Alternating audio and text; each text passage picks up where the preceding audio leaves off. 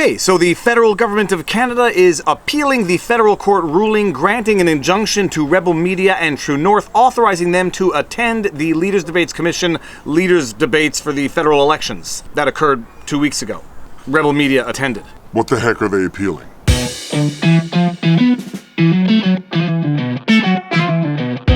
Viva Frei, Montreal litigator turned YouTuber. Oh my, that is so disgusting. Okay, you're going down now. Let's fix the angle here. Okay, so what is actually going on here? The federal government of Canada is appealing the interlocutory injunction court order that was issued by the federal court enjoining the Leaders Debates Commission to give media accreditation to Rebel Media and True North to attend the elections debates. The federal elections debates that occurred a couple of weeks ago before the election, which occurred last week. In other words, the debate has come and gone. Rebel Media attended the debate, so what on earth is the government of Canada appealing and why? I did a video explaining the initial interlocutory injunction court order, explaining what the Leaders Debates Commission was, and going into some detail about injunctions in general. I'll link that video right here. But in a nutshell, if you haven't seen that video yet, the Leaders Debates Commission is a government organization that was created by the federal government in 2018 to organize and set up the Leaders Debates for federal elections. The mandate for the Leaders Debates Commissions is to put on 2 debates, one in French and one in English, and make them accessible to the greater population, to the hearing impaired, to people living in far-off regions, etc., etc. Media organizations apply for media accreditation so they can attend and cover and report on the debates. And the Leaders Debates Commission refused accreditation to Rebel Media and True North the day before the debates were scheduled to occur. Rebel Media and True North lawyered up, and they got an interlocutory injunction order issued the same day enjoining the Leaders Debates Commission to give media accreditation to Rebel Media and True North so they could attend and report on the debates. The debates came and went, the elections came and went, the Liberal government won a minority government,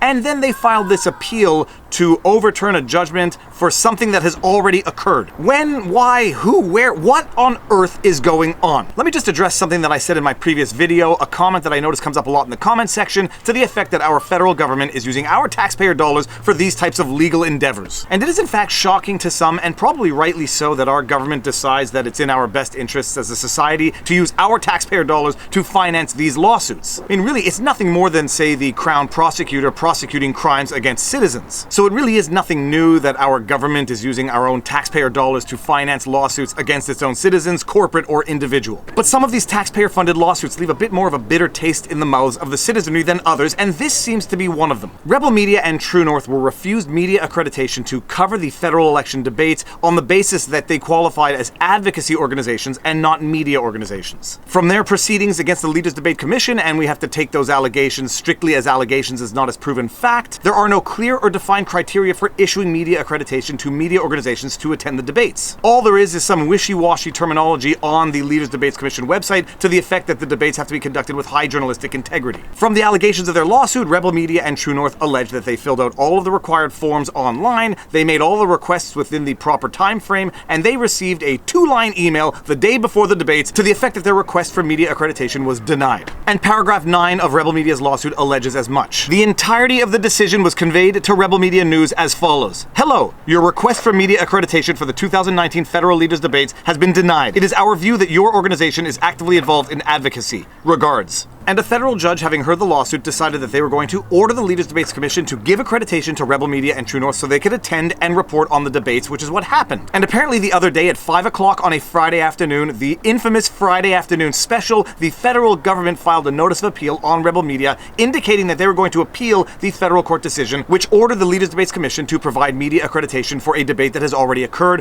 What, how, and why, and when, and whatever. What is going on? Federal Court of Appeal between Canada, Leaders Debates Commission, Commission de débat des chefs, and Rebel News Network Ltd, and the Attorney General of Canada. A legal proceeding has been commenced against you by the appellant. The relief claimed by the appellant appears on the following page. The appellant, Canada, Leaders Debates Commission, Commission de débat des chefs, appeals to the Federal Court of Appeal from an order of Justice Zinn dated October 7th, 2019, by which Justice Russell W. Zinn granted an interlocutory mandatory injunction that the Leaders Debates Commission grant David Menzies and Keenan Baxter of Rebel News Network Ltd, Rebel News, the media accreditation required to permit them to attend attend and cover the federal leaders' debates taking place on Monday, October 7th, 2019 in the English language and Thursday, October 10th, 2019 in the French language. The appellant asks that the court set aside the order of Justice Zinn dated October 7th, 2019 and any costs if so ordered, the cost of the appeal, and grant any further and other relief as counsel may advise and this honorable court may permit. And it is a very short notice of appeal consisting of only 7 paragraphs. Why? Because we haven't even received the written judgment of Justice Zinn, which ordered the Leaders Debates Commission to give media accreditation to rebel media. I presume by this point of the video you will have watched my original video on the subject, but the judge rendered the decision orally, presumably because there was not enough time in the day to draft a well-drafted and well-reasoned judgment. So the judge issued the order with the written judgment to follow, but the written judgment actually hasn't been issued yet, which is why this raises a question as to why the Leaders Debates Commission is filing this appeal now on such an urgent basis, not even being in possession of the judgment that they are ultimately going to want to appeal. But they did it anyhow. Now, because it's such a short notice of appeal, we're going to read through the entire thing and then get back to the original motion filed by Rebel Media. The grounds of the appeal are as follows. The commission was established pursuant to an order of council dated October 29th, 2018 to organize the leaders' debates for the federal election, one in French and one in English. The commission's mandate includes ensuring that high journalistic standards are maintained for the leaders' debates. As part of the mandate, the commission received applications from media organizations for accreditation to cover the leaders' debates. The commission denied the accreditation of Rebel News on the basis that it is engaged in advocacy work that goes beyond the scope of ethical journalism. D. Errors made by the federal court. And this is the crux because this, as of now, is the only basis for the appeal. The federal court erred in the application of the law and the facts in granting an interlocutory mandatory injunction. In particular, the federal court erred that Rebel Media has a strong prima facie case. B. The federal court erred that Rebel Media demonstrated in the evidence that it would suffer irreparable harm. The appellant will also rely inter alia on the following legislation, rules, and notes in support of the appeal. The Federal Courts Act, the Federal Courts Rules. October 17th, 2019, Borden Ladner Gervais, LLP. Fun fact, Borden Ladner Gervais, LLP is actually the law firm where I was hired as a student, stagiaire, and young lawyer, and where I got groomed and trained to be the lawyer that I am today,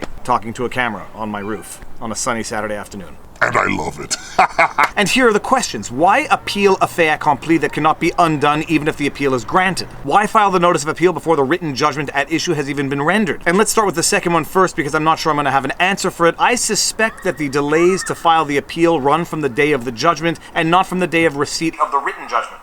All right, and not that anybody really cares, but I did go and double check in the federal rules of procedure, and it seems that the notice of appeal had to have been filed within 10 days of the pronouncement of the judgment, which seems to be the case in this situation, which is why the notice of appeal was dated October 17th to appeal a judgment that was rendered or pronounced on October 7th, which would in theory be within the 10 days. And then there's an additional delay to serve it on all the interested parties. But regardless, all that to say, it is a question of delays as to why this notice of appeal was filed within the delays within which it was filed. All right, back to the video. Now, the more important question, why appeal the judgment in the first place when it is a fait accompli, cannot be undone with any judgment granting any appeal? And the simple answer to that is the Leaders Debates Commission does not want to get stuck with this judgment as a precedent for future debates. So agree or disagree with the underlying issues of the debate here, the bottom line is that the Leaders Debates Commission does not want this judgment to create a precedent that would require them to give media accreditation to Rebel Media in particular, but anyone in general. But the more important reason is that this entire lawsuit is not over just by virtue of the fact that Rebel Media got the media accreditation they were seeking for the federal election debates. Rebel Media in its lawsuit was not just asking for accreditation for that particular debate, they were asking for a slew of other things which are still pending and which are still going to have to be adjudicated upon on the permanent injunction final judgment. Now, when I did my previous video on the subject, I didn't actually have a copy of Rebel Media's lawsuit. I found a copy of the lawsuit, and let's walk through it now to see what exactly Rebel Media is asking for on a permanent basis. The applicant makes application for 1. Leave to hear this judicial review application on an urgent basis. 2. An order quashing the decision of the commission and replacing it with an order granting the applicant accreditation to attend and cover the debates. 3. In the alternative, an order quashing the decision and remitting the matter back to the commission with the direction that it provide the applicant with an accreditation to attend and cover the debates. Those first 3 conclusions apply only to the request for interlocutory injunction so that Rebel Media could get to attend the debates. 4 and following now we're going to see have a bit of a different nature to them. 4. A declaration that the commission acted unfairly, unreasonably, and unlawfully in making the decision without a sufficient record and for failing to provide sufficient reasons for the decision. A decision which consists of an email of 2 lines sent to the applicant the day before the elections were scheduled to take place. 5. A declaration that the commission acted unfairly, unreasonably, and or unlawfully in refusing to grant Rebel News accreditation for allegedly being involved in advocacy while granting other media outlets and representatives accreditation who are involved in advocacy. 6. A declaration that the commission breached Rebel News' legitimate expectations that the commission would review and consider its application in a fair and transparent manner,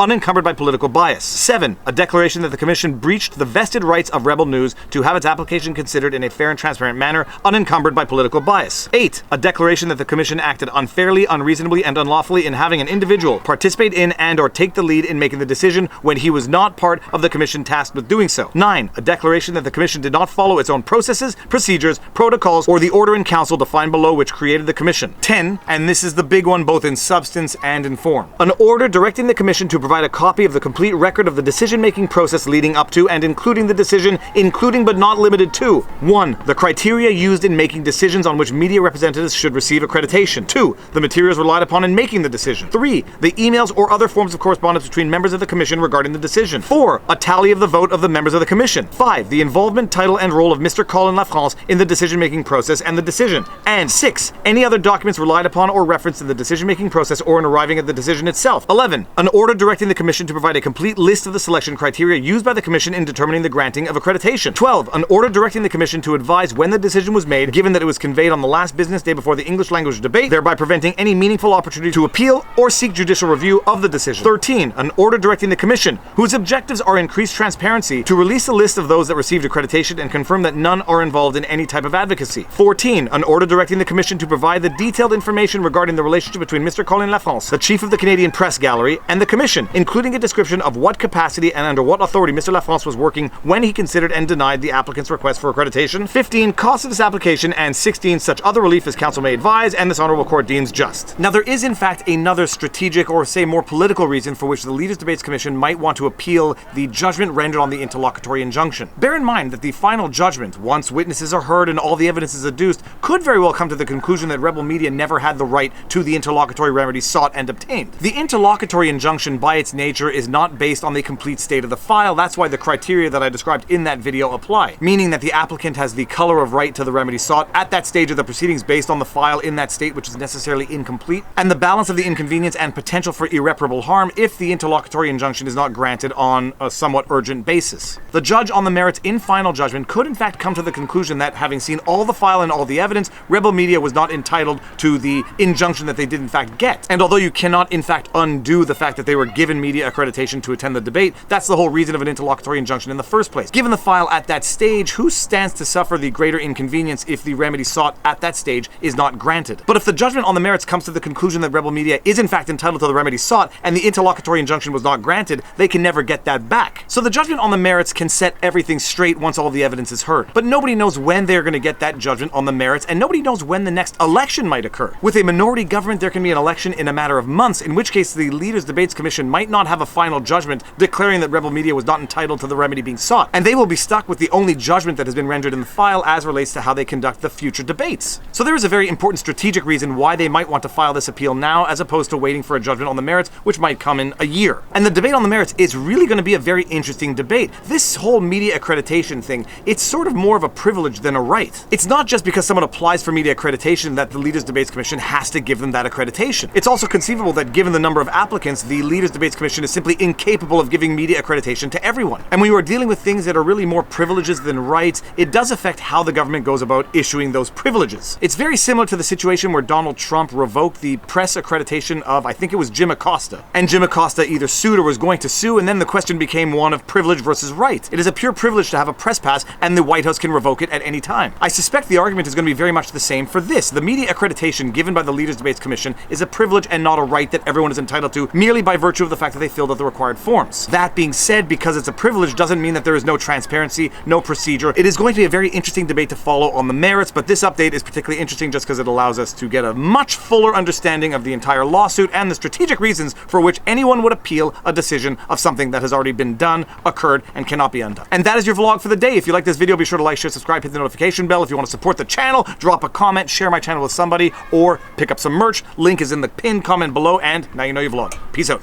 Booyah!